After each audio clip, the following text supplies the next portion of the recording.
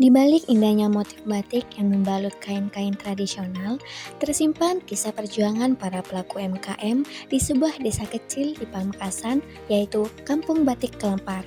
Bukan sekedar warisan budaya, batik tulis Kelampar adalah hasil kerja keras, ketelatenan, dan sistem manajemen sumber daya manusia yang hidup dari generasi ke generasi.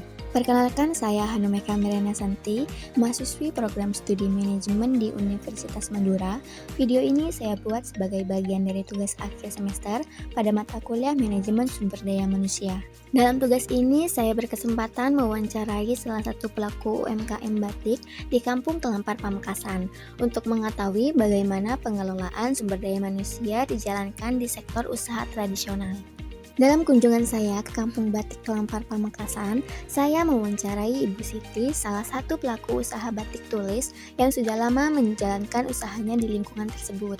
Dari hasil wawancara ini, saya memahami bagaimana sistem manajemen sumber daya manusia diterapkan dalam skala UMKM yang berbasis budaya lokal.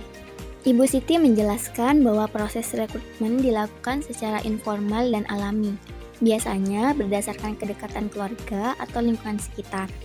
Tidak hanya proses seleksi resmi seperti pada perusahaan besar, tetapi lebih mengandalkan kepercayaan dan minat untuk belajar membatik. Menurutnya, kedekatan emosional antar pekerja justru menjadi kekuatan dalam menjaga kekompakan tim.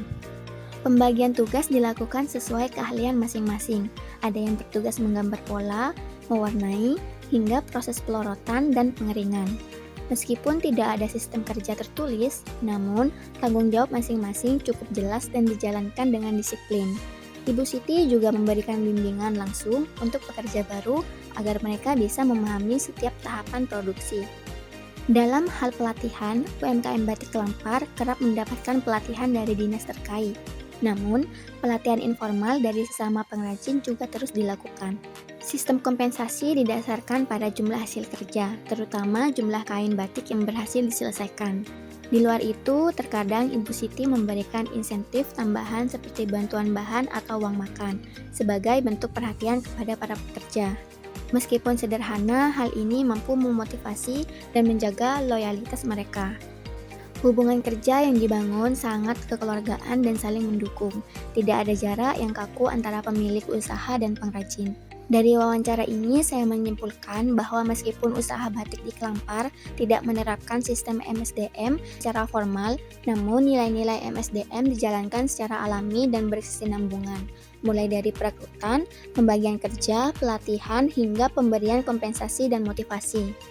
Kampung Batik Kelampar bukan hanya pusat produksi kain, tapi juga tempat di mana nilai-nilai manajemen sumber daya manusia hidup berdampingan dengan kearifan lokal dan budaya.